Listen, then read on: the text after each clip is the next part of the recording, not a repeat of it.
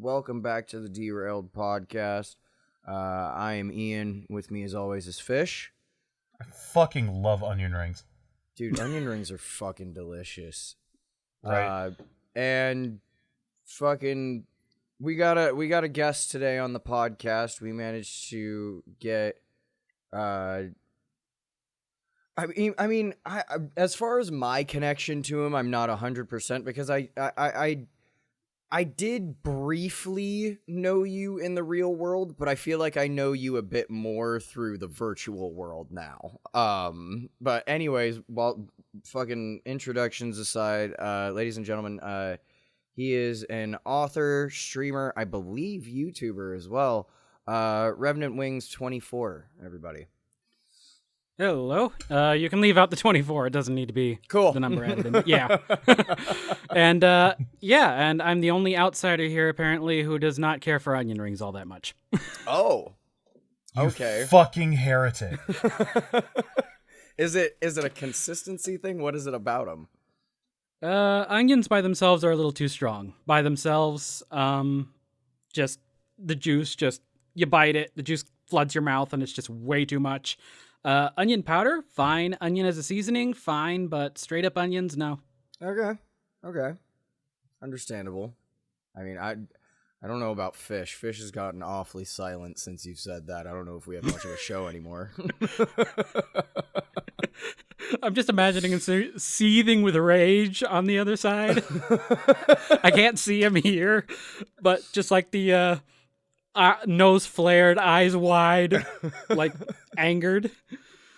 No, it's much more like Jim from The Office, kind of like quiet, seething annoyance. Just deadpanning into the camera. Just pursed lips. Just yeah, that's me right now. Oh man. Before we fully get into this today, I do apologize. My voice is a little bit trashed. I was at a concert a couple of nights ago. Good shit. So I'm still feeling a little rough from that. But anyways, getting into it. You write. What is it exactly that you write? What genre would you particularly put yourself in if you were to put yourself into one? Well, the main one, just kind of as an overarching, I have work in progresses that have been basically fantasy plus whatever. Okay. So I have one that's a fantasy combined with Western, for example, that I have in progress, or another one has been a mixture into gothic paranormal. Not really too much horror, but enough to kind of still qualify it along the gothic trends, like turn of the screw style. Okay. Stuff. Okay. I'm but still looking forward to those. Fantasy combined with whatever tends to be my main one. It's easier for me to write through fantasy than anything else. So you use fantasy as kind of like a catalyst for your other ideas. You kind of you have this idea, you like this idea, but before you can work with it, you kind of run it through a fantasy filter first. Not always. There's a couple of times where it's been just straight up, this is fantasy based. Okay. Like there's no split. But I like if fantasy is easier for me to write because I'm not dealing as much with there's always like concerns about time, space, and place. Okay. Where you're concerned with like, okay, how does it fit in? Because one of the big things is you want to work to be timeless, but then to simultaneously be timeless, you have to fit it into a certain time and place. That's fucking that for me weird. is very, very difficult to do. So I would rather just stick to fantasy and make my own, as opposed to feeling like, oh god, I might be outdated in a couple of years. Oh my god. I've never actually thought about that before. Shit, now that makes me want to go back and look at all of my writing and be like, fuck, is this still like relevant in the time that I'm looking at it now? Is this only fucking relevant when I wrote it? Probably. Well, more than likely. There's an odd kind of dichotomy with that. You can either go for the timeless route, or you can just go with a period piece and just be like, yeah, this is just a snapshot of how things were at that point. So, whichever way. That's something I'm So- particularly good at. And now, although I know the answer to this question, oh, pardon me. Although I know the answer to this question, I'm going to ask it anyways. Okay. Would you consider your stuff high fantasy or low fantasy? And for those of you who don't know, high fantasy is more like, like magic and, all the fantasy elements are kind of out in the open. It's well known. It's just part of the territory. Low fantasy is more either more grounded in realism or is just like more kind of swept under the rug, kind of at least that's how I understand it. Holy fuck. There's a term for that? Yeah. Just because it's like I've read fantasy novels. Like I think when I was in like, I think I was in like 5th or 6th grade. I read this like book. It was a collected edition, so it was like 4 books in one. And I have literally no fucking clue what the fucking plot of the book was, except for it had something to do with something like the Infinity Stones. I swear to fucking God, dude. Like, I have no fucking idea what it was, but, like, it was a really good fantasy novel, but, like, I never really heard much about it. Like, there were supposed to be, like, all these sequels that came out, and they never fucking happened because they just kind of got swept under the rug. So, I guess that's what you would kind of consider low fantasy, I guess? No, low is a decreased presence of magic or fantastic elements. So, like, the first Game of Thrones, The Song of Ice and Fire... Mm-hmm. The first in the Song of Ice and Fire series, there is like hardly any magic at all. Like it's referenced with regards to, oh, somebody made a sword if the using magic, or there's some like the mentions of the dragons, but on the whole, nobody uses magic all that much. You don't see a lot of mage type characters through a good portion of the first part of Song and Ice and Fire. That's low fantasy. High fantasy would be more like, kind of using this as a easy example, but Harry Potter, where magic is around every single corner. So yeah, it's very prevalent in the world. It's a cliche, went for the but big yes. example there, but yeah, holy shit, that is the perfect example. It was the easiest one that came to mind, yeah. Oh, yeah. Another one where that kind of would be high fantasy would be Lord of the Rings. You have Gandalf, you have Saruman. Both are heavily magic-using characters, as well as some other fantastical elements that are come out into the fore. But yeah. Okay. So it's usually situations where magic is immediately prevalent in that world. The extent, because you can have some prevalent magic, but they're not very used very much. Gotcha. So again, like the sword building in Song of Ice and Fire. We know it's done. There's a lot of swords that are mentioned as being magic built, but there's not a lot of it shown on screen. Okay. If you get my point. All right. So going back to what Fish was saying, like where does your stuff typically fall, if anywhere at all? Like honestly, more to the high. Okay. More to the high. I have magic being used as frequent points of plot points.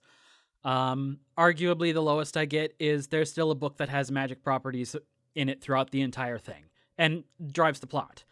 That's probably the lowest I've gone in terms of mine. Okay. Interesting. Like, is there anything that you can, like, really get in depth with right now, or are you more just keeping everything on the down low? That depends. I will say that I fall under some of that subculture of furry trash. Okay. So there's a lot of my stuff that's anthropomorphic, and I don't know, like, it's very weird trying to market that. Because you have your very easily defined niche and a very easily defined group of people, but it's also like other people kind of tend to have mixed reactions as to whether or not they like it or don't. Gotcha. And yeah, that's understandable. It's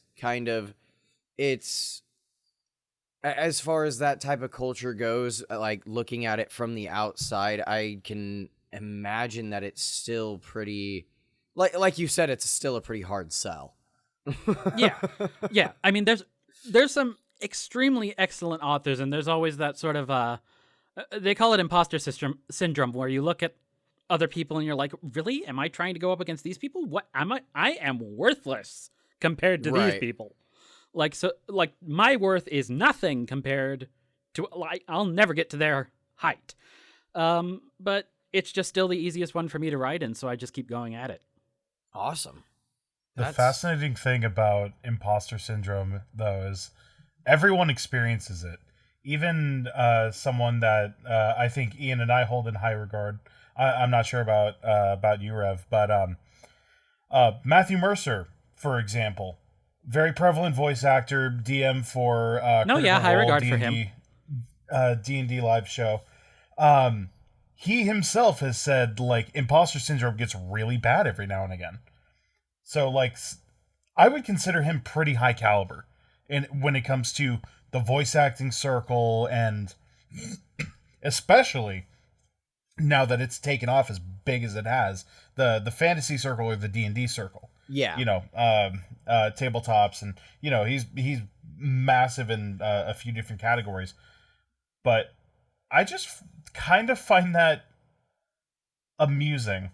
So amusing and industry. Impersonation syndrome. Break that down for me. But I mean, like, there's a lot of, I'm on Twitter and I have a whole bunch of authors that I follow.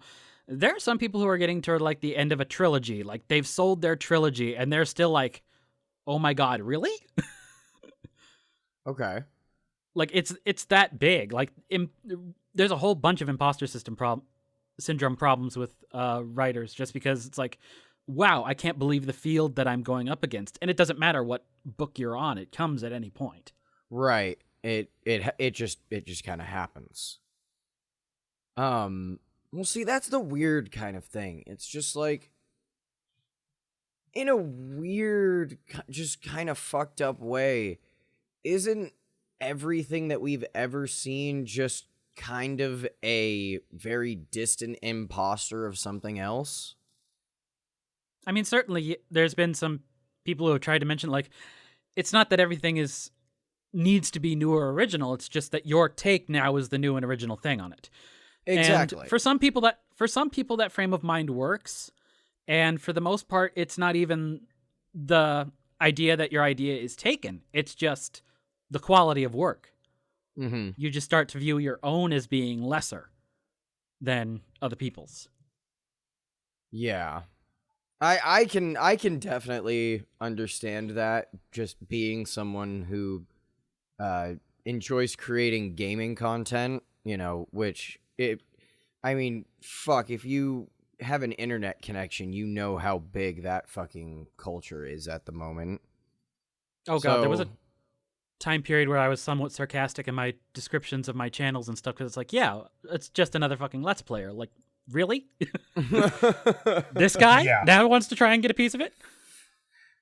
And I mean, and there are just some days where it's just like, I'll sit down and I'll watch a couple videos and I'll just be like, and I'll look over at my other monitor at what I got going on, like what I'm fucking working on, and I'm like, really? This is what I'm doing? And this is what I'm up against? Fuck, man. I mean, the recycle bin's right there. Yeah. It's like trying to make a name for yourself, and like to continue with the gaming theme, like with the live streaming community on fucking like Twitch or Mixer, and you just see these big names that you've been enjoying for years, and it's like, never mind. Yeah, I was on somebody else's stream. There's a couple of people that I watch over the weekends pretty heavily and pretty regularly. And one of them just started streaming like a couple of months ago. I've been at this for a year. They already have more viewers than I do. Like, more total views on the channel. Oh. Yeah. Oh. So it's one of those things where it's just like, oh God, why am I still doing this? Yeah, it's just one of those But things if I don't do this, I drive like, myself crazy with nothing. Yeah, exactly. Like, for me, it's one of those things where it's just like, if I'm not doing this, I'm a fool. Because if I'm not fucking doing this, chances are I'm missing out on my opportunity to be that person. You know what I mean? You have a more optimistic outlook than I do on this, actually. Surprisingly, it is honestly one of the more optimistic outlooks that I that I have, honestly. Like, Because I will totally admit that for me, it's just like, if I don't do this, I will just be sitting around doing nothing. And I don't want to sit around doing nothing. well, and Because I already feel like I didn't do that's too much nothing. Right, and that's kind of the reason why I kind of have to give myself that kind of mindset where it's just like, well, hey, fucko, look here. While you're sitting on your ass doing nothing for whatever goddamn fucking reason, someone else is in that fucking chair, putting in the fucking time, and making that fucking name for themselves. And what the fuck are you doing? So it's kind of like, no matter what, I'm kicking my own ass in both directions. Yeah. Like, it's just one of those fucking things. I mean, if it works, it works. Yeah. It's a good motivator. Shit-talking yourself is a good motivator. Kids, don't take that home with you. Seriously, no. Don't. Figure out more constructive means, and less abusive means. Yeah, definitely less self-abusive means. Unless I mean, it's that's memes, actually 'cause something then we that can I've all had enjoy those. Yes. I mean, that's actually something that I occasionally have to do with the writing stuff, is just telling myself, you know what? Word count doesn't matter. Just so long as I get something down, I've made progress. That's kind of same with streaming. If I'm able to get I've reduced my streaming times. I've had my times go all over the place, actually. If I can at least get in a day or two and a couple of hours each day, you know what? I've advanced a little bit more than I was prior. So, yeah. See, I need to fucking get back on track. I'm supposed to be on this, like, every other fucking day schedule on 2 different platforms, and I've just been like, honestly, there's just been a lot of shit going on in the real world for me. But shit should be, sorry. Fucking shit should be leveling out soon. So that's pretty fucking awesome. And so the streaming should get back on track. I don't want to make any fucking promises, but you heard it here, folks. Yeah, you heard it here, folks. Things might go back to normal. I'm still working on videos. I've got a video that I've been working on for like a month now at this point. So, God, I'm fucking terrible at this shit. That's the worst part for me about trying to do YouTube, though, is that in order to be up there in the algorithm, you have to have content on a regular schedule. Oh yeah, dude. And that is just an immense amount of pressure.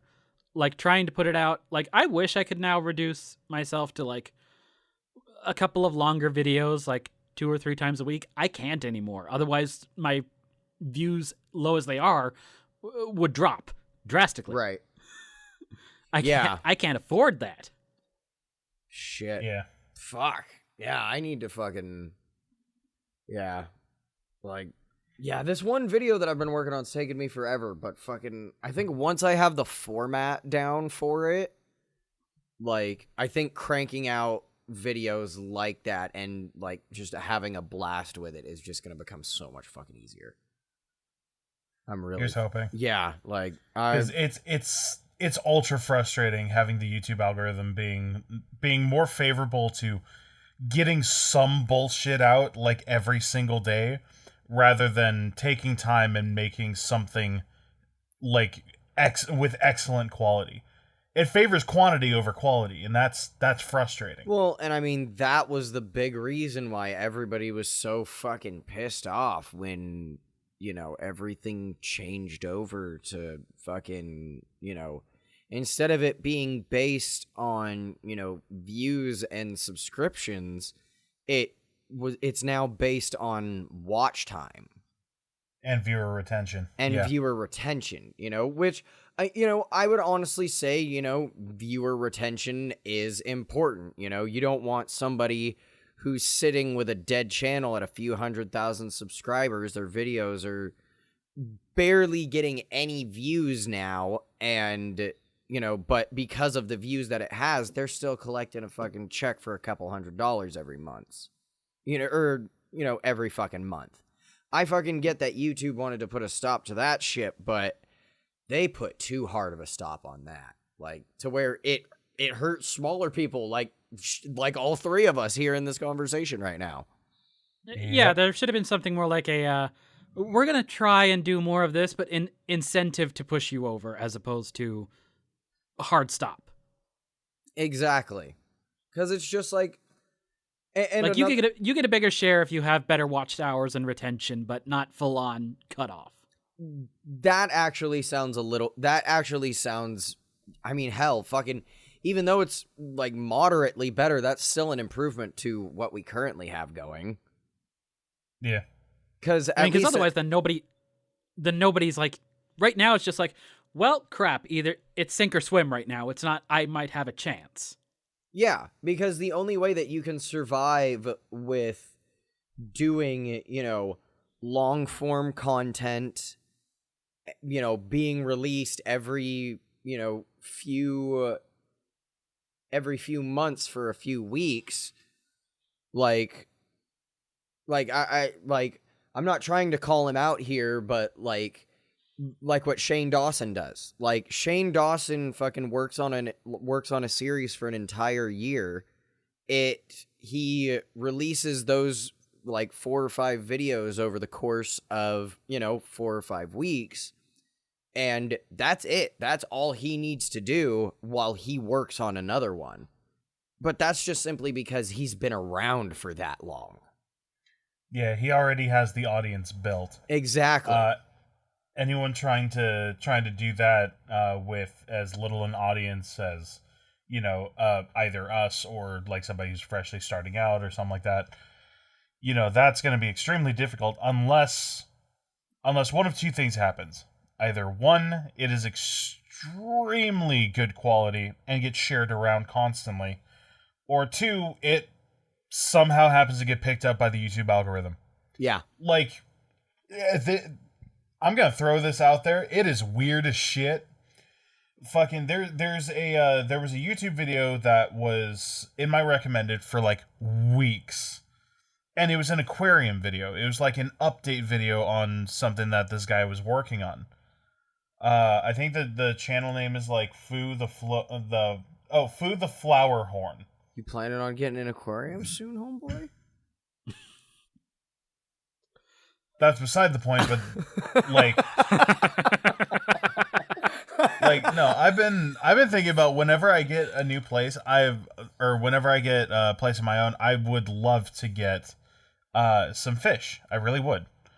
But like, no, this YouTube video just popped up out of nowhere, and it seems like it happened to a lot of people because the comment section on like every video of his is like, I don't know why this came up, but you know what? I'm so glad it did, because it's actually really like great quality, and for some reason it got picked up by the algorithm, and now this dude's sitting at 1.2 million subscribers and almost 20 million views on one of the newer videos. And yet we're sitting here busting our asses away on fucking content. Crickets. I mean, that being said, that I will say that weird random recommended video is how I found most of the stuff I've seen lately outside of, that's like my standard really Let's true. Plays. That's really true. Yeah. Aside from like my normal shit that I watch, like, God, that's so The YouTube fucking rabbit weird. hole is a hell of a drug. It really is. Like, I Unless fell I down a have- weird rabbit hole of fucking, I fell down this weird rabbit hole of, watching videos about speedruns the other day. Interesting. Yeah, like, I don't know fucking why I started watching speedrun videos, but I just fucking, like, for 3 hours, dude, just videos after videos, and then that led to this fucking rabbit hole of, like, people cheating and losing world records and shit. It's fucking wild. I mean, that sounds like a hell of a lot more interesting than some of the shit I've been, like, recommending. I'm trying to find this one video right now. I must be the odd one out because, like, aside from watching a video that, like, a friend recommended or, like, or something that's related to like for example, I've been watching a lot of Rooster Teeth lately. There's a YouTuber who does like Rooster Teeth content that's like cut short. It's like almost a highlight reel kind of a thing of like what happened for that particular week. Aside from something like that where it's related, and they're like prevalent in that community, unless it's on like just kind of play all like just let it go and I'm not paying attention, I don't really allow that. I want to watch what I want to watch, and that's basically it. Right. Yeah, I mean, that is one of the reasons why I like YouTube like playlists. I go to a channel, I click on the playlist. I'm not worried about another video just suddenly interrupting that stream. I watch what I watch. Yeah. Or like Twitch, with its hours and hours and hours that I could watch of one person's content without fearing interruption of, hey, what about this thing? The only thing that I really do have to say about the whole, like, I mean, I've got a little, like, quite a bit to say about the recommended thing, but like, one of the things that I have to say about it is Moonbase Alpha 11K.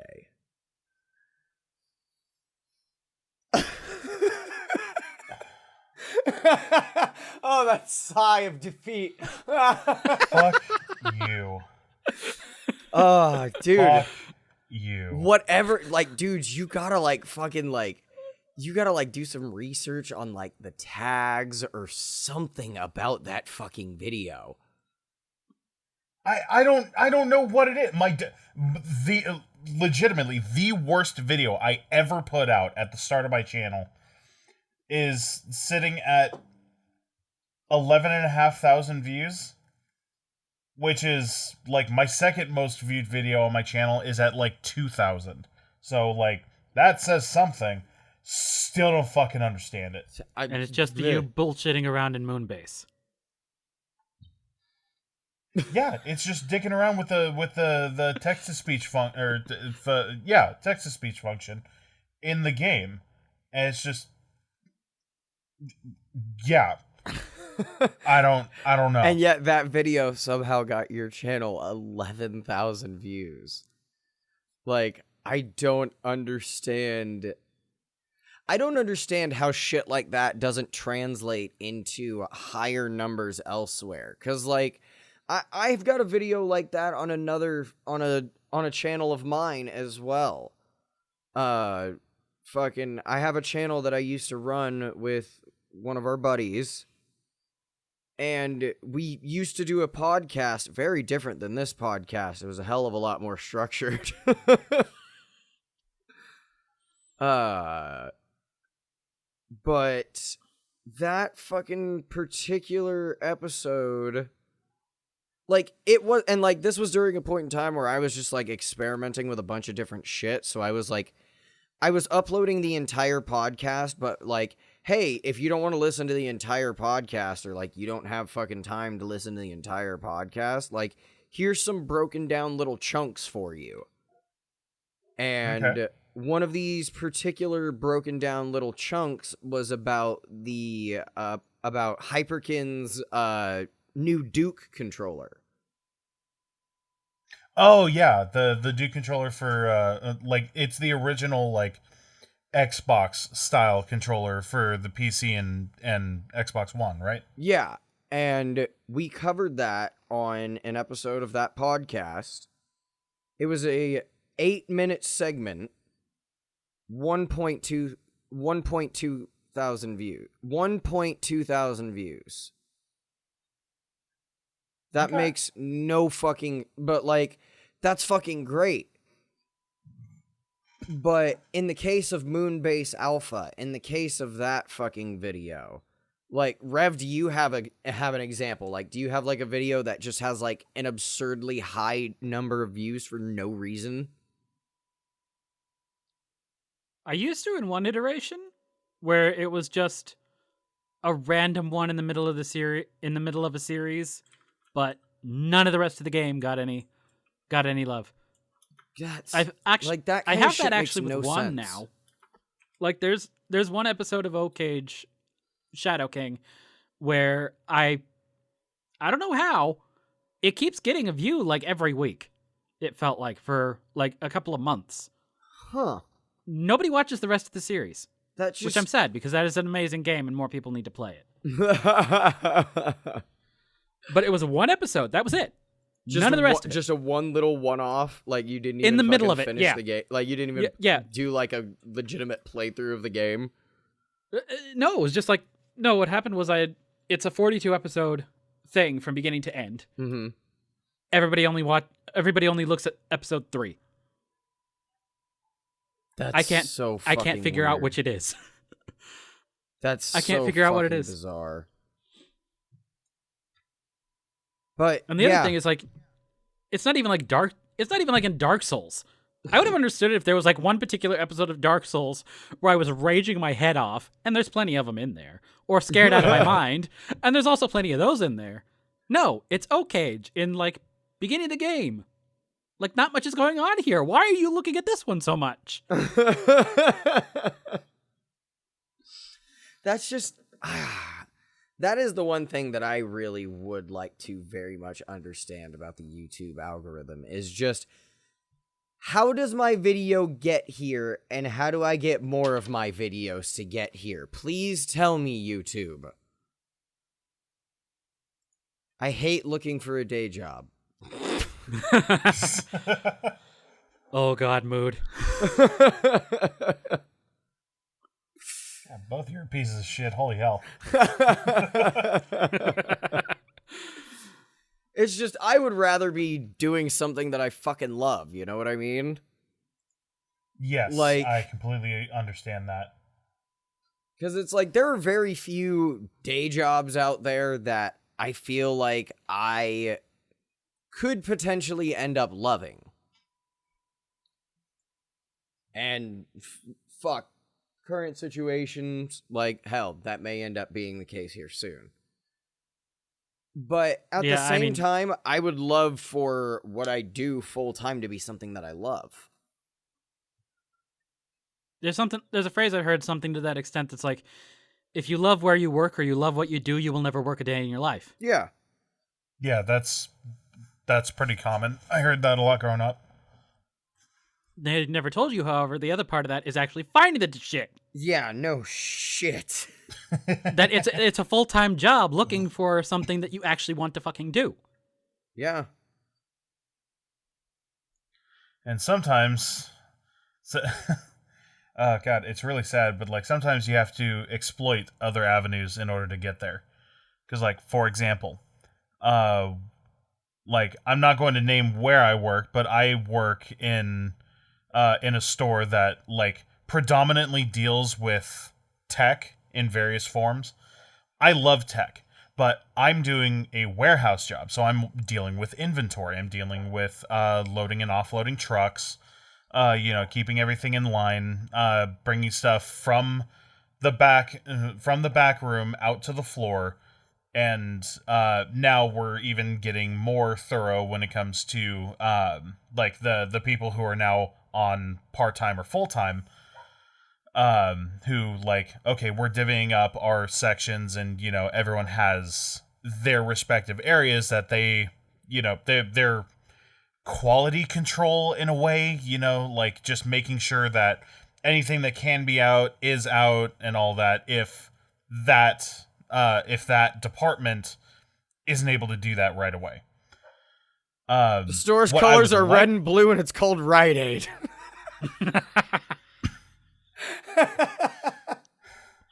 No, it's John's Incredible Pizza. Get it right. Oh, what the But- fuck? Yo, hook me up with some of them free tickets, bro. Fuck. I didn't know John sold Xboxes. I mean, they technically I do work- if you have enough tickets. I work warehouse for a tech place. It's a law firm, like, It's a law firm you off guys. the coast of San Francisco. God, but like what I would like to do is either be a part of like the tech services where it's like dealing with people's computers or like installations or that sort of thing, or specifically with computer sales because I consider myself a hardware specialist. Hardware. Yes, I am I'm definitely a tech whore. But like now that I'm in, like after a certain amount of time, I can ask to transfer to either of those departments or even to a closer store. Oh, that's awesome. To where I live. And that happens easiest while you're in.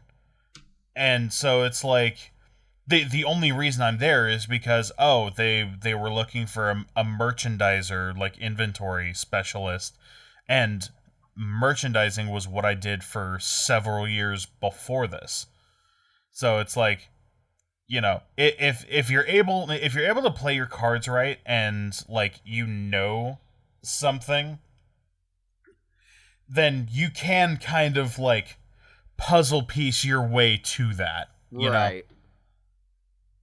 Yeah, I'm kind of at that unfortunate kind of junction right now where I probably have to look more at internships and have to deal with, unfortunately, probably being unpaid internships. Ew. Yeah. And then finally from there, like working my way up, because like with my degree, I would love to get something like city job, but okay, so good luck if you're not in the pool. That is something that has made me very fucking curious. So what is the typical status of your typical college student now these days? Like, are they living at home? What is the status of your typical college student nowadays? I think I read somewhere it was like at home with at least $10,000 in student loan debt. Jesus fucking Christ. And that's just like the typical circumstance. Like I got lucky because I got financial aid through the entirety of college. Oh, same shit. But yeah, it's typical for $10,000 or something like that in student loan. And there's quite a few people who are over. That's fucking insane. I'm gonna have to have a conversation with you two after this podcast is over about that shit. Anyways. Yeah. But yeah, fucking like that's just something that amazes me is how the fuck do we think that like a college student can handle a fucking unpaid internship with all of the fucking financial fucking responsibilities that they may or may not have. They don't fucking know that. Well, it's like I just remember like we had to do as part of my degree, we had to do independent study, which was you had two choices. You could either go somewhere and do an internship for 12 weeks or whatever the length of time was for the semester, or you could sit down and write a paper. And I specifically, for my particular degree, which is in psychology, they said, yeah, don't try your luck. They're looking for people with at least master's degree. In most cases. Jesus Christ. You might be able to get yourself somewhere with a bachelor's, but you're obviously not in the bachelor's when you're doing an independent study. They outright specifically told me, you're better off right now doing the paper because I don't know how you'll get into a position even as an unpaid if you don't have a degree. You know there's something wrong when it's like trying to get into a field and they tell you, hey, so you can't advance unless you get through this, but you can't do the internship with this until you advance. So just go the other way. Is this where this conversation's going? Let's talk about how fucking broken the school system is. Let's go. Let's talk about how broken the system in general is. I mean, yeah, it's but like school really affected me, so. But it's like school with that shit is a lot like trying to get your first job. Oh my god. Just in general. Okay, so you need a minimum number of years of work experience, even though this is a job that requires no previous work experience. Do you understand that? It's like, no, I'm not 16 because I years old. I hit a bong before I came in here. Do you really think I understand that? no. What's even worse is like it's like, no, I don't understand this. Not because I am lacking the knowledge of like what words you said in which order. No, I completely understand what you said. It's just so fucking ass backwards. It's like, I think I've used this example before, maybe not here, but I've used it before. There was somebody who was talking about, I want to say it was a Reddit post. If I can find it, I'll share it with you too. But there was somebody who was talking about, like, they're a programmer. They know a few different types of computer languages, like C++ or C Sharp or Java, Python, that sort of thing. And there was one that came out, and he was looking for a new job, and this listing said a minimum 10 years experience with language B. You know how long that computer language had been around by that point? Probably about 2-3 years. 4 years. Jesus fucking Christ. I remember you saying something about this one. So do these companies even fucking like pay attention when they set these recommendations? My No. degree is basically me trying to fix that. I'll just put it that way. I mean, There's a whole field now that is dedicated to we need to fucking fix this. We need to fix stupid shit. That's what my degree is I'm going to go in there and be like, yeah, I need to actually figure out what it takes for these people to do this and not double speak their way into a job listing. Jesus fucking Christ. That's because like that just doesn't make any like. I mean, for fuck's sake, finding a job got so difficult at one point that my first job was at a goddamn fucking carpet mill, where the application process was, do you have a criminal background? It doesn't really matter what your answer is. We're gonna hire you. That's really funny because mine was a mascot job. And was it the same application? Do you have a criminal background? It doesn't matter. We're gonna hire you. no, like it was like basically it's like, can you fit inside of this suit? And it was almost a no because it was tailored for a dude. Now, I'm 6'2". This was tailored for a dude that was like 5'9", 5'10", and a lot skinnier than I am. So, like, I try and put this thing on, and I'm about to bust out of the seams, but it held. And that was the main thing. Yikes. It was like, while he's out, can you do this for, like, a couple months? It's like, sure, what days do I need to come in? You come in, like, twice a week. And, yeah, it was fucking a mascot. Fuck.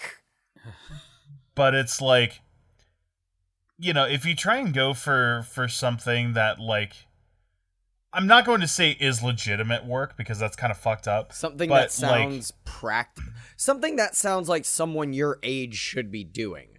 Because, like, when I was, like, 18, 19 years old, I figured someone my age should be doing, like, retail or some shit like that. You know? Yeah, No, it's like I was in a fucking going in carpet for mill. like. I'm not saying it's, not, like you were saying, it's not, it definitely is legitimate work. It's just definitely not the work you see yourself doing at 18. Right. But it's trying to get like a cashier job or like even a janitorial job is like difficult. Yeah, it's kind of like what? I've seen one cashier job that was in my ability to actually apply for, and it still had a requirement that was just like you need to have a certain level of retail, even though that was like it's supposed to be this entry level position. You were supposed to answer these questions that were a certain level of retail, like in regards to directing people answering questions that I have no experience with that because I had no experience in retail. I applied for that job specifically because it didn't require that. I hate that fucking shit. Dude, and then it just was like, at one point in time, I got turned away from a fucking dishwashing position. A fucking dishwashing position. I got an email saying that I was not qualified for a dishwashing position. excuse me? Can you apply soap? Can you rinse soap? If your answer is yes to even one of these questions.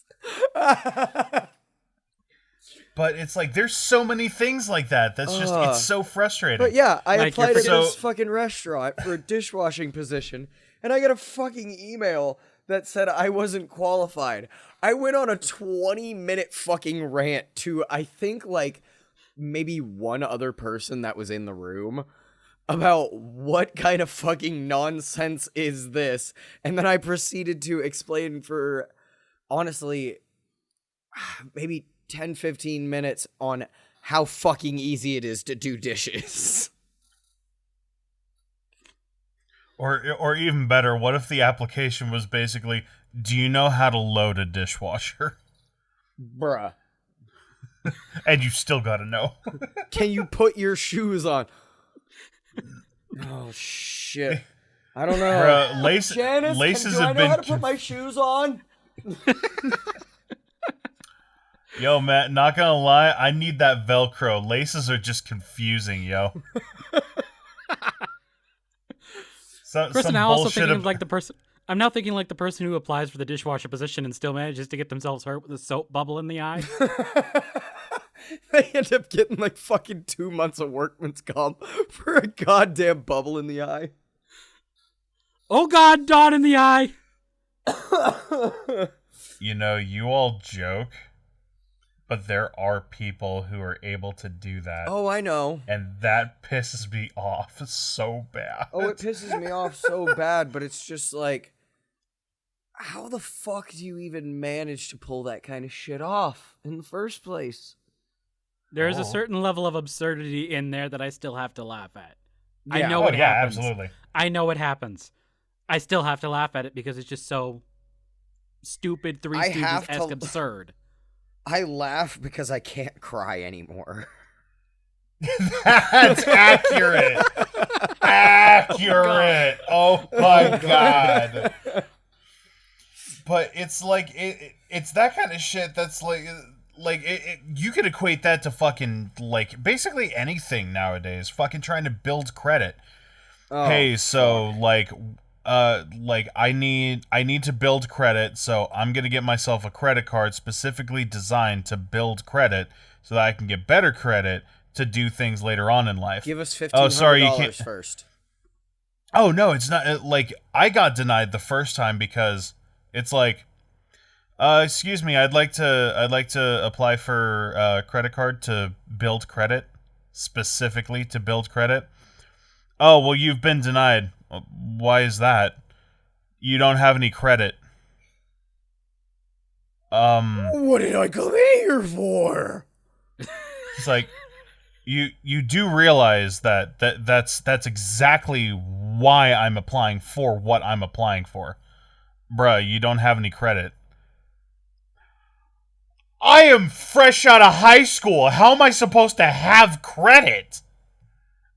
Bro, See, that's the opposite problem I have. but you don't I have have the any credit credit. card, and they want to keep putting credit on me. well, shit. That fucking sucks. Like I swear, I've had to call them and had to call the bank and had them reduce my credit limit because otherwise by now I'd be at $2,500. Yikes. And it's just like they want to keep raising it. And I have to keep calling them and tell them, what the hell are you doing? I don't want it anymore. I already have enough trouble paying this off as is. No man Just should have let this me much have- power. Stop it.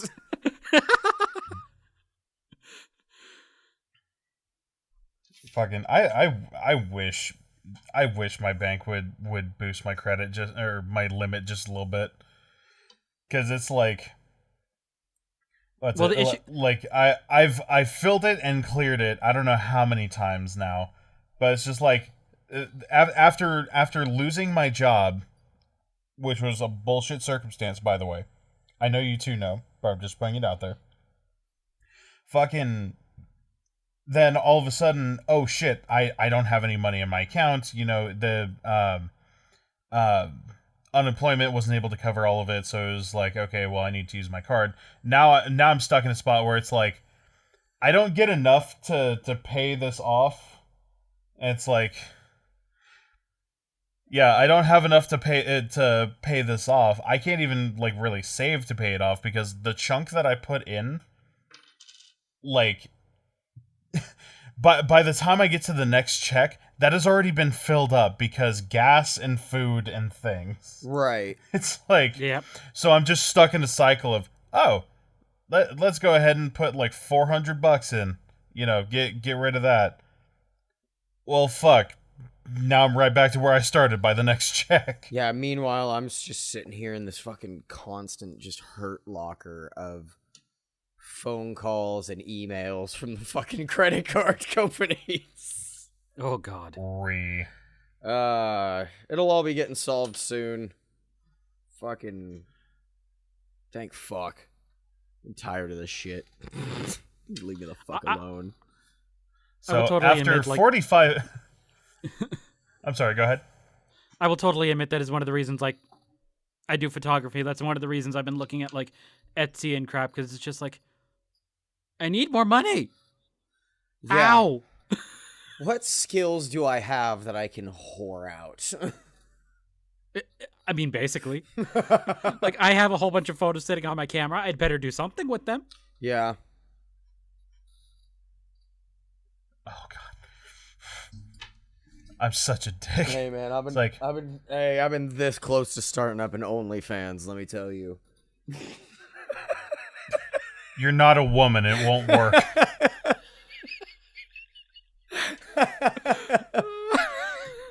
Hey, audience, that was a joke. You stop your comments right now.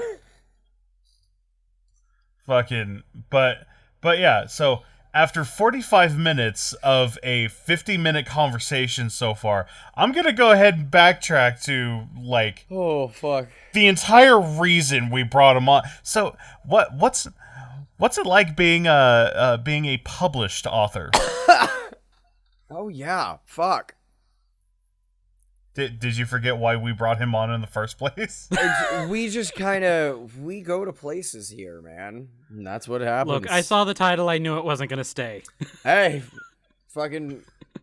Derailed podcast. Exactly. We live up to our namesake. 100%. Yeah, in all seriousness, yeah, what is it like being a published author? How did you go about doing that? Well, most of my stuff has been self-published through Okay. Amazon. Because of the niche kind of deal that I have going on. Now, Most of it's been self-published through Amazon. how does one do that? I didn't know Amazon offered this service. Well, but initially I started out, they had a program called Create Space. They had a site where you would essentially write down your stuff, format it yourself, put it into an appropriately formatted document, and upload the document. And then so it would just be it's a print on available in, demand, like, and then it's kind of like a print on demand service. Okay, that's kind of cool. They've since phased out Create Space and moved all of it over to Kindle Direct Publishing, which also handles ebooks, which to a certain extent I'm really happy about because ebooks are, you can knock the price down a lot and people are like, I'll go for this a little bit easier because I'm not wasting as much money on this. Yeah. Or or there's also like the Kindle, or there's also like the Kindle $3 lending library purchase where you can like borrow books and look at them for a little while, but you can still read them and still like write reviews on them. And if you are Kindle specific, like you don't allow other, like a Fire to read your ebooks. Oh, God dang it, Mom. Sorry. That's okay. Sorry for the beeping. Someone's burning the shit down over there. But yeah, so there's a certain if you're only limiting yourself to Kindle books, you get money based on who borrows your book. and how many pages they read. So if somebody reads like 50 pages of the book, and a whole bunch of people read 50 pages of the book, they might not have finished it, but you will still get a cut because a whole bunch of people read and a whole bunch of pages were added to their log of your book. Oh. Interesting. So at that point, how does it work? Is it kind of like a cents per word, or what is it at that point? It's pages. Pages? But considering it's like weird because like one of my books right now is 340 pages if you purchase it as a paperback. If you were to go on to Kindle, just because of the formatting thing, it's 480. So somebody who reads the exact same amount in terms of words or chapters or whatever of one book will be reading more pages worth if you're doing it via the Kindle. Huh. And it's just because of the smaller... Is that just because of Amazon's formatting? It's a combination of formatting. It's also a combination of the fact that you can adjust text sizes. So you can make text larger if it's easier for you to read. Gotcha. That makes 100% sense. So like I could reduce it like text-wise, and it would be approximately like I think I can get it as low as 370. So that's much closer to what the actual printed book is. So when someone you can also gets increase it to a larger printed amount. copy, does like Amazon like fucking quick print like a fucking straight up like paperback book, or do they get like a PDF they can print out? Nope, print on demand. They will do a full-on printed book. Oh, that's fucking awesome. And it's awesome for me because what I frequently do is I'll run through a book like 6 or 7 times in editing just on the computer, and then there's always a joke that if an author will always see a mistake once the book goes into print. I took that as part of my editing process. I buy author copies from Amazon, so I only pay like $4 or $5 for an author copy, depending on how large the book is. Right. And I will use the physical copy to read through and check and make more editing runs. Like, all the heavy duty editing has been done by that point. This is just like cleanup, but it's so much better. Just because I have the printed copy there, I know, like, it's glaring when I start reading it and it's in the printed version. That's very interesting. So your books go through like 8 edits by the time they're actually like finished, somewhere around there. Yeah, like with this formatting that I've done, the least amount has been 7. The least amount of read-throughs of one book has been 7. The least? Holy shit. My last was 10. Wow. Holy shit, dude. But that's also because the other part of that is if you're doing self-publishing, there's a lot of stuff, if you are going in the traditional route, that a company will help you with. Namely stuff like editors or marketing or blurbs or cover designs. In self-publishing, a lot of that is me. Right. And because I'm already piss poor and don't have very much to do, and I'm already looking at photographs for extra income, it's difficult for me to afford an editor, but doing it myself. Yeah. That's something that if I was going traditional, a publishing company would have helped me with. 100%. Right. But you obviously don't have those resources at your disposal. No, which is why I had to develop that. I basically read through and look for something different every single time. Like, it's not like looking at the entire book just as a whole scope. I focus on like one aspect of the book at a time in the initial editing stages because I need to. I need to go through that many rounds just so I can make sure that, okay, the characters all fit, the story makes sense still. Even as something as simple as grammar, everything sounds correct. I have to do that all on my own, so that's why I had to do so many. Because I can't afford the editor, so now all of that falls to me. Though. That's fucking dedication to your craft. And basically the other thing is that if I can stand it by the 7th or 8th time, it's probably good. Or at least I would consider it good enough to be released, because I was able to put up with this shit 7 or 8 times, Right. and yet Yeah, not that kind get of goes bored to with it. something that I always say, which is kind of like you have to be your own. You have to be your first fan. Like, in order for absolutely. something to, if you ever want something to be successful, you have to be the first fan of it. Yeah, I mean, there's a whole thing on Twitter called Pit Mad, and that is where a whole bunch of people will put their synopses on that they're finished works that they want a publishing house or an editor or an agent to pick up and try and sell to a house. And you would not believe the amount of dedication that goes into a blurb that has a maximum of 240 characters.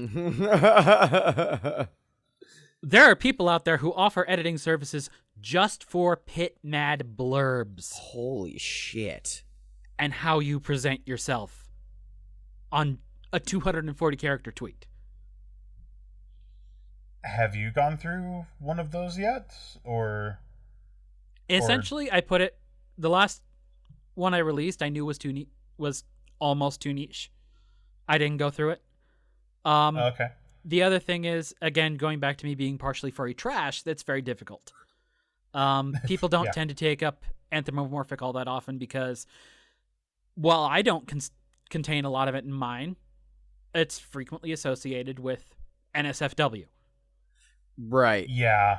Right. And while I don't ever go into that territory, it's difficult to break other people's perceptions of it out.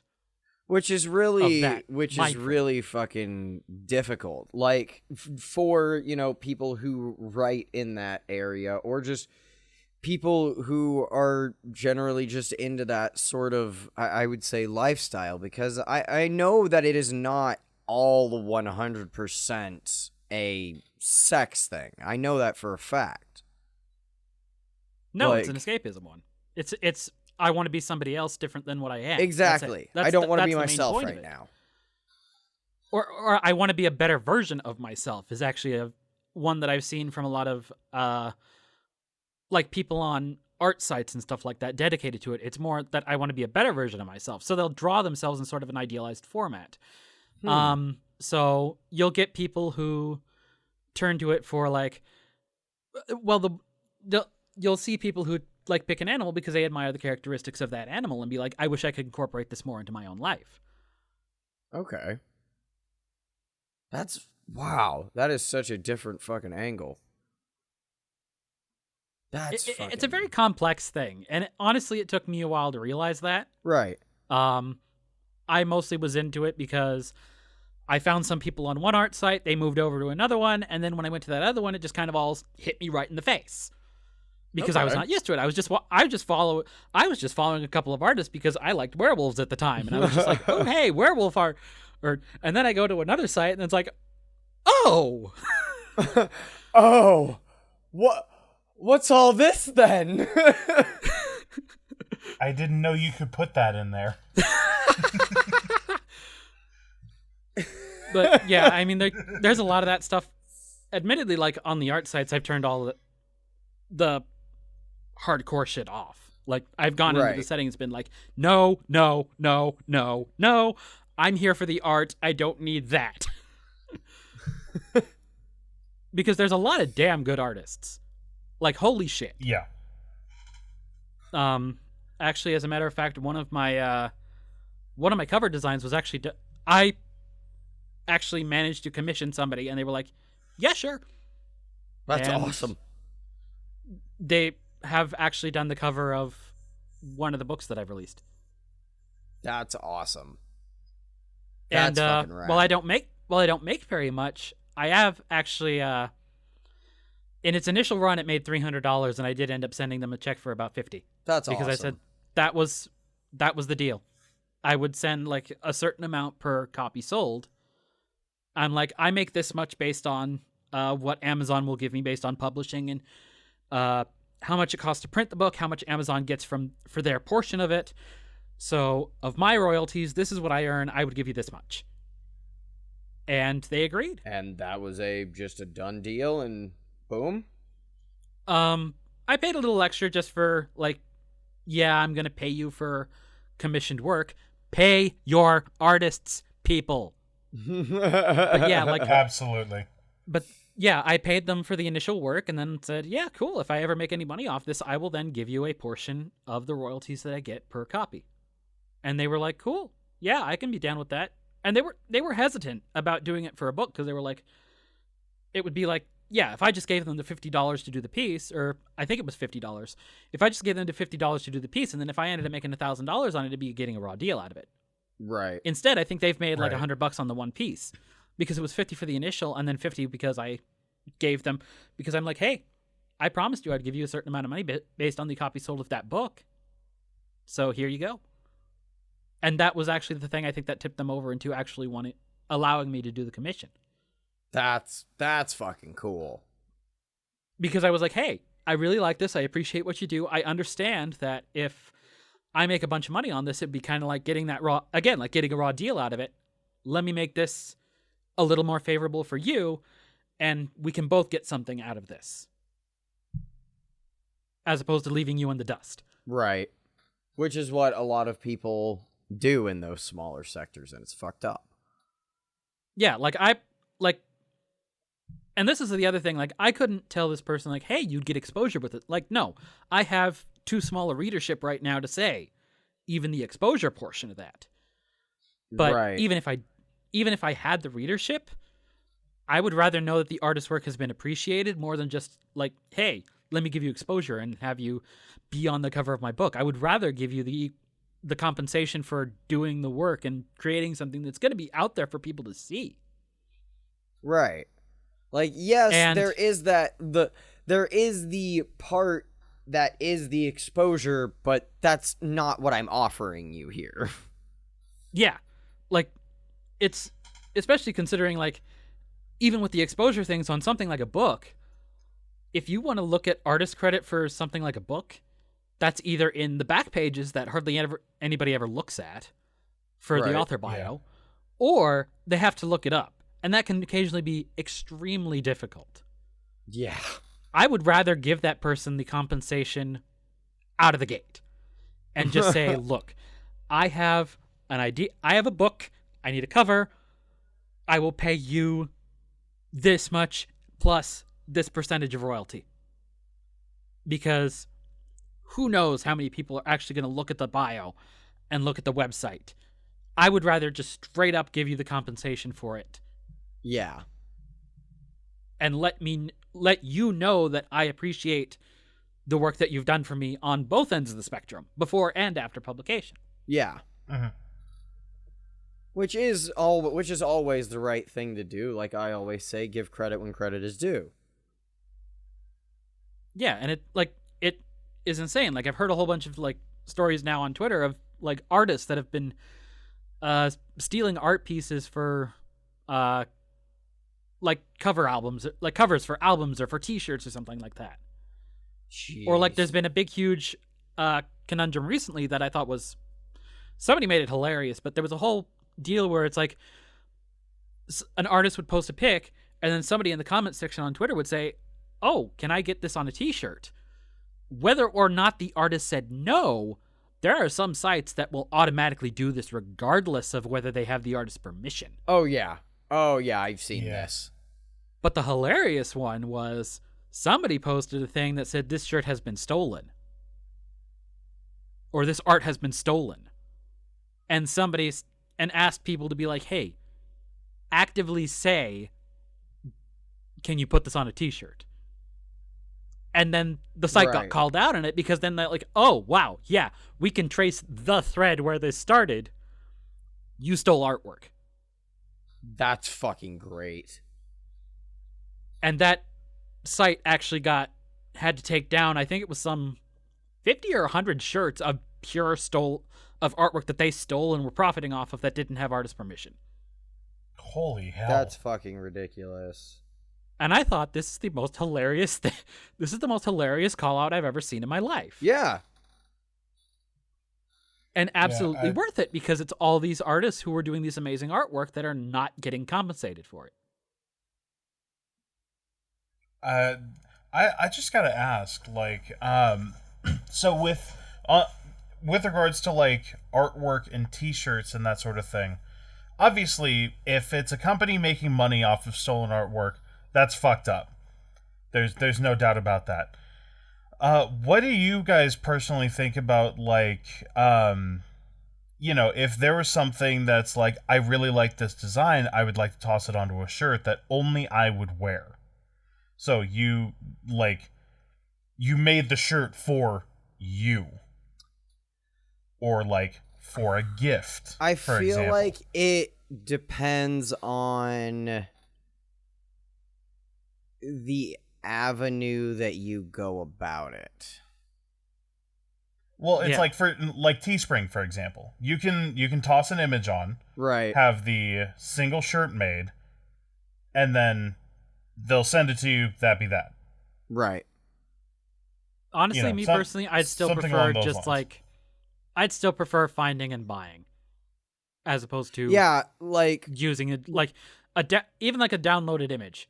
I have downloaded images because I'm putting them on my computer and on my phone backgrounds, but I would never like put them on an object that gives somebody else money for it.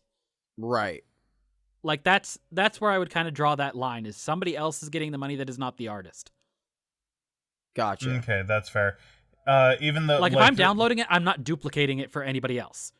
And yeah, neither it's am for I personal use. But neither am I also buying an object with it on it. The artist still gets the credit. I'm not selling it out. I'm not acting as a shill for that person either, though. Yeah, I think that's kind of what I was getting at, was like it, like for the shirt, like because it's personal use. But no, I see what you're getting at. Because you are spending money to have the shirt made, and that money is not going towards the artist. Okay, yeah, I get you. Yeah. I get that.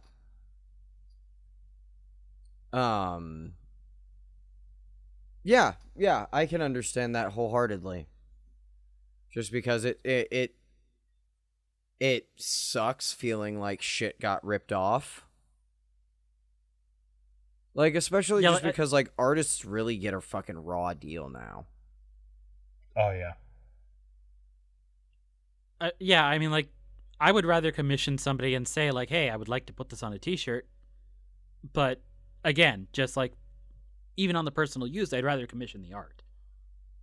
Yeah. Or, like, if there's one or two artists that I've actually had shirts from, but they were knowingly paired up with a company and had them on a shirt. That then is still supporting the artist, because you're then buying through the company. You are still getting money to the artist because they still have to send a portion of it back via the shirt itself. You're buying a licensed piece of merchandise at that point, technically. Yeah. Yeah. Oh, Jesus fucking Christ. So, one of the other things that I wanted to bring up while I had you here on this podcast is horror. Is that something that you ever really delve into writing? I have a very odd view of horror in written works. Okay. I have read The Haunting of Hill House and felt nothing in terms of horror. Like, there's the sense of existential, like, dread that I get from horror. Right. That's the best way I can put it. It's just like there's something lingering in the background that makes me creeped out a bit, but I do not have the same adverse reaction to seeing it. In terms of writing, it's very difficult because because of my own personal dislike of horror. Mm-hmm. It's very hard for me to understand if I've hit a scare, because it will be scary to me, but I personally doubt that in one of the things that does have the more horror slant, that Fish would find anything to his usual levels out of it. Right. Like, it would be pushing my boundaries, but nowhere near pushing his. Got you. So I'm not trying to say like it's exactly a limitation, but for lack of a better term, your one limitation that I guess I would say to you writing horror is you don't exactly know how to approach it because Low tolerance. exactly. Yeah, your tolerance is much different than most other people who enjoy horror. Yeah, like I think I've discussed this with both of you at some point, but essentially there's a couple of Let's Play series that I rather enjoy. Mm-hmm. But because of their horror slant, I have set myself a rule that I do not watch them after 9 p.m. Because otherwise that is 9 or 10 p.m. That is close enough to the time when I'm trying to go to sleep that I will get nightmares. Okay. No questions. So, and what is that from? Is it the imagery, or like you were saying, just that feeling of existential dread? Actually, the existential dread is when I come across something in reading, because oddly enough, there's like a whole bunch of people who are like, what you can't see or something that isn't fully described is something that is extremely terrifying and can be pulled off to great effect in written works. That is not the case for me. That is not the case for me. Because if I do not have an image, I do not have something that can go into my mind.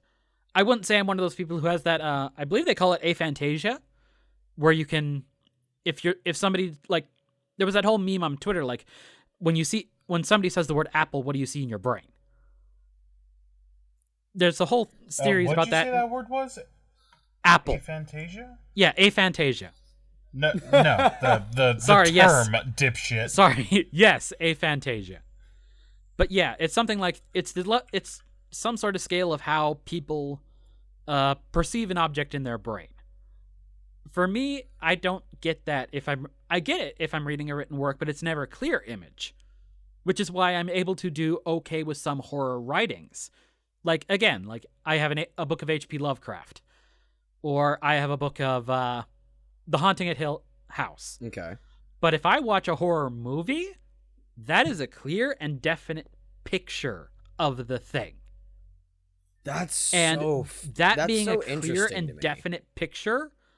There's other things though about it. There's a whole bunch of studies done on how certain music will put you on edge, and that also contributes it with horror movies. Oh yeah, because I'm sitting there and I'm exposed to an image. It has a musical cue to go with it, whether that is conscious or subconscious, really. Even like minor key can make you have a feeling of dread, even if nothing particularly dreadful is going on, because it's a minor key. Right. So putting that with the image, it doubles the effect.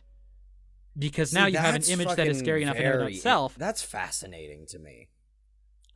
But that's one of the reasons why I can hardly stand horror movies. Or like, I was playing Uncharted recently. And there's a part where these things called the Descendants come out. Yeah, nobody warned me about that. So nobody warned me I was dealing with zombie Moria goblins. Oh. In a survival horror setting. Out of this, dude, and it's going for hunting like... for treasure. I am on the edge of my seat, and I believe I've described it. I described it in commentary as there are two wolves inside me. One of them is fear, and one of them is loathing. Yeah, fucking. Because if you haven't played the Uncharted games, the first game, like, it is a major plot point. So spoilers ahead. But it's like you eventually come to a place that's like a I think abandoned bunker. Okay, you would describe it as a bunker. It's listed as a bunker. That helps a lot. But yeah, it's a like Nazi Germany bunker on an island that is mostly sealed off, and fucking you get to like a boiler room or some shit, like fucking, and they just start swarming. And you catch little glimpses of them in the hallways and shit. Like, like, for it being, like, as old as it is, it's not really that old, but it's like, it was PS3 era. It's dated. The graphics is dated are dated. by by traditional game or traditionally like gaming standards, it is dated. But like the ambiance was so good. It gave me a good like chill up my spine. So they really kind of managed to pull off that kind of that Raiders of the Lost Ark feeling almost.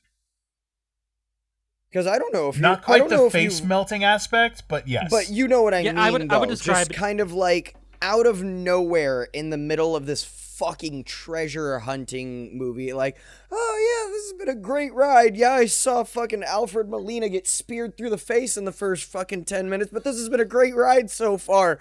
Fucking, you know, and then, you know, fucking out of nowhere, you got fucking people's fucking faces melting and shit like that. You've just got this horrific imagery being introduced, and it's like, holy shit.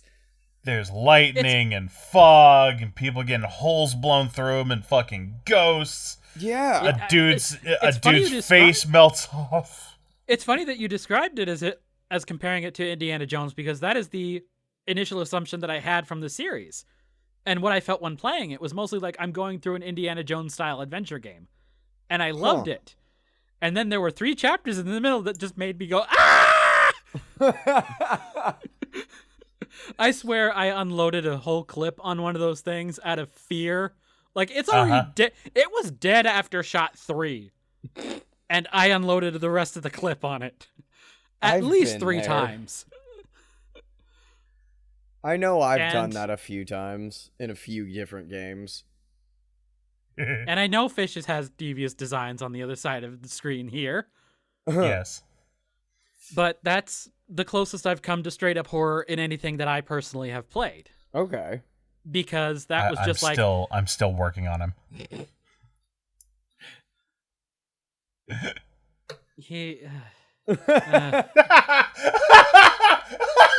That's just pure, just.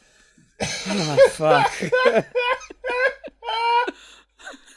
See, for me, I'll never hear the end of it. I just find it personally just very fascinating that, like, that I guess as far as, like, reading it, like, that's not really what is the, I guess, more horrifying experience for you. Because for me, when I'm reading something and I can't get a clear picture of something in my head, that's what fucking actually starts terrifying me about something. Like, if I'm reading, like, some fucking, perfect example, me and Fish have been listening to this podcast series recently, the Magnus Archives.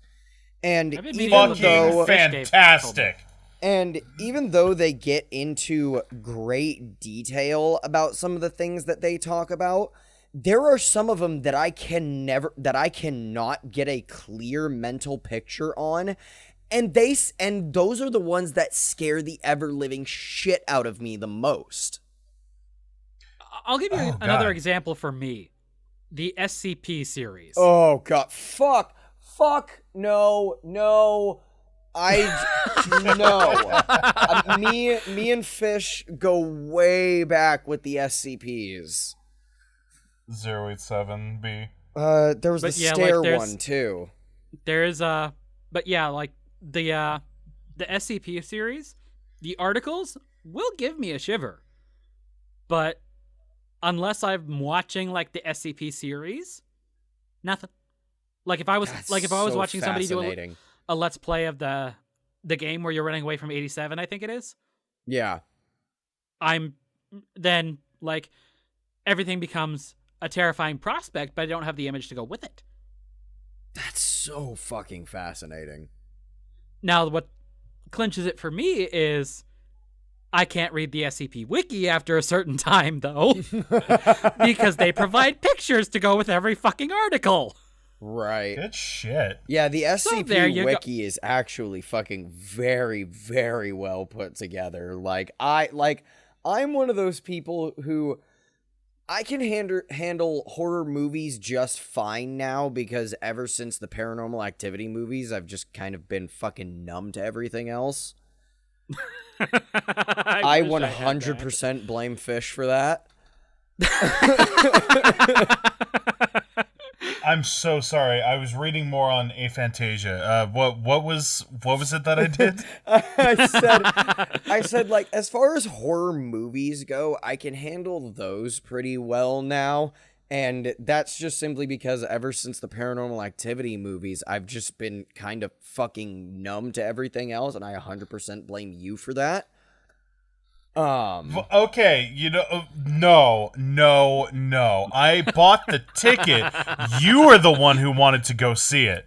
You were the one who was like, hey man, I want to see this movie. Have you seen the trailers for it? No, I haven't seen the trailers for it. Okay, check this shit out. Oh my god, that looks amazing. You want to go? Yeah, and then we eventually, found a way to sneak in. Wait. I heard, hey, that looks great, you want to go. I presume from your end. See, yes. Fish. But, this fuck ass over here trying to blame me was the one who introduced me to it. yes. Had he not, I wouldn't have been in on it. But either way. So you know what? That was a joint effort, and don't you dare think of it any other way. Either way. But yeah, like, as far No, not as either way, movies one go, way. as far as movies go, ever since then, I've kind of just been numb to movies. Games, I still get a very, very visceral experience out of. Simply because I've seen some of your Dead by Daylight. What is it? Was it Dead by Daylight? There's been Dead by Daylight, Blair Witch as well. Ooh, Blair Witch was yeah, very I fun. only saw a little bit of that, but yeah. Yeah. Ooh, that was actually a pretty good. I think with out of nowhere games, game. for me, it's more of just it's more immersive than, I would say, most horror movies now. There are some horror movies that can give me a genuine scare, but it's only if they are using the typical horror movie tropes, if they are using them correctly. If they're using them correctly, then usually a horror movie will be pretty effective on me. But if it's just like the same old shit that they've been doing like for fucking years, I'm pointing fingers directly at the Insidious series for that. It's just kind of fucking next. That's just kind of where I am with, like, when it comes to those types of movies. Like, I have yet to see, like, any, like, I haven't really seen any recently, but I have heard that there are some decent horror movies out there now, and I'm fully willing to check them out. Oh, dude. Stephen King's It chapters 1 and 2 from Andy Muschietti. Fucking great horror movies. Okay. What's it? Lights Out. Don't Breathe. I saw Don't I know Breathe. It's not. It has a couple moments that me personally I laughed out loud. Yes. In the theater. But like Turkey baster. Spoiler warning. But it was funny as shit, honestly. Like, it was gross as hell, but it was funny as shit. The rest of the movie, great atmosphere. Oh, yeah. I think that's what really, like, does it for me, is it has to have, like, good atmosphere. It has to have In a case you're good wondering how atmosphere, I got the reference, and he it tricked me needs into seeing it.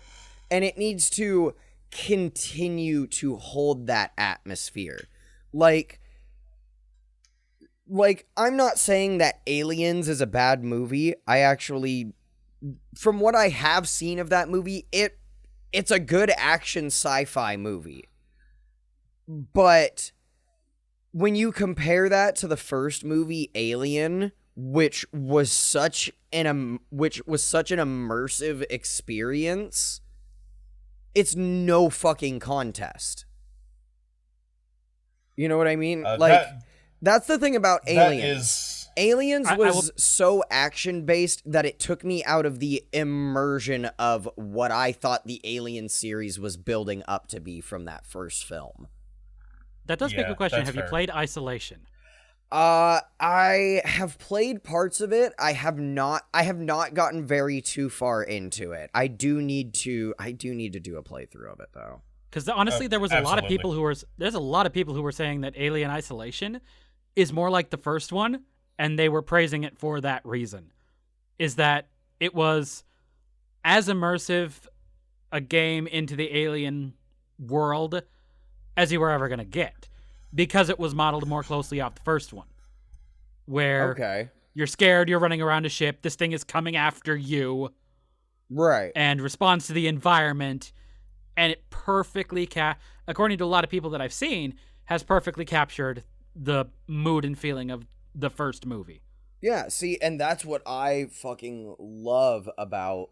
That's what I specifically love about horror games. Like, just games in specific, is they're just so fucking immersive. Like, even in perfect example, like, when I'm playing fucking Slender, and Fish is literally sitting 2 feet away from me being a jackass.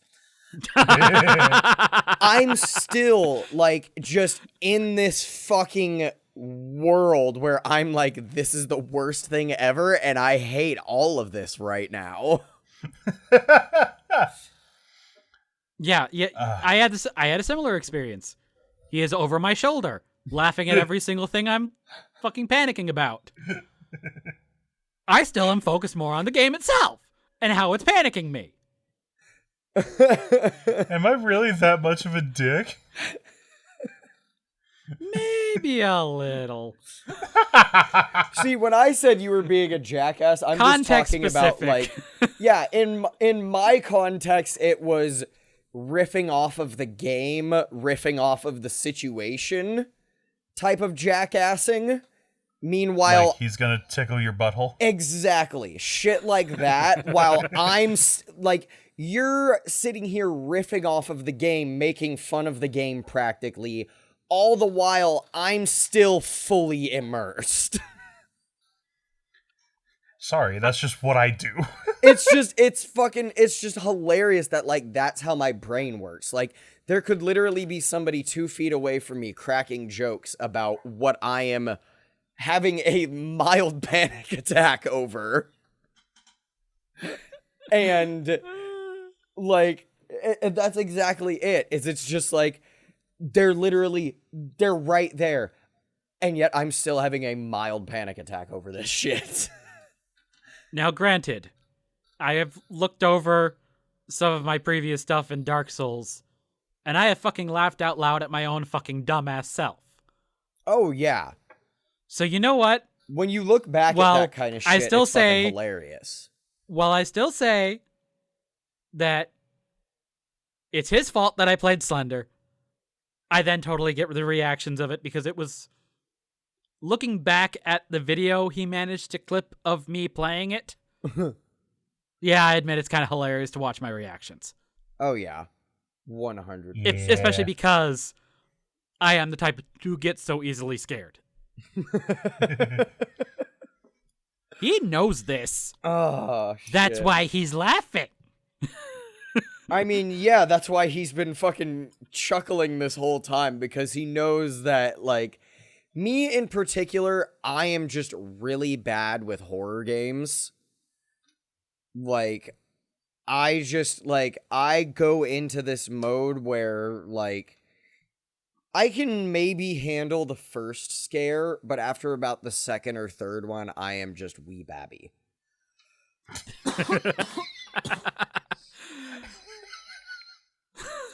Like, that is just how horror games go for me.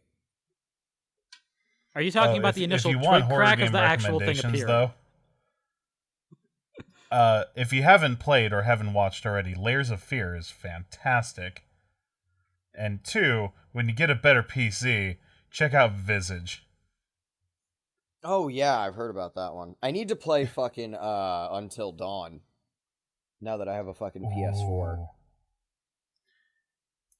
Y'all can cuss me out later. That's fine. But just do it. Oh, Jesus Christ. Well, gentlemen, I believe that is all the time that we have for today. But before we go, Rev, go ahead and plug whatever the hell you got going on right now. All right, so primarily lately I'm streaming on Twitch, twitch.tv/Revenant Wings 24, I believe. Just one word, no uppercase, lowercase, whatever. All lowercase, just right there in a row. Typically it's been twice a week lately.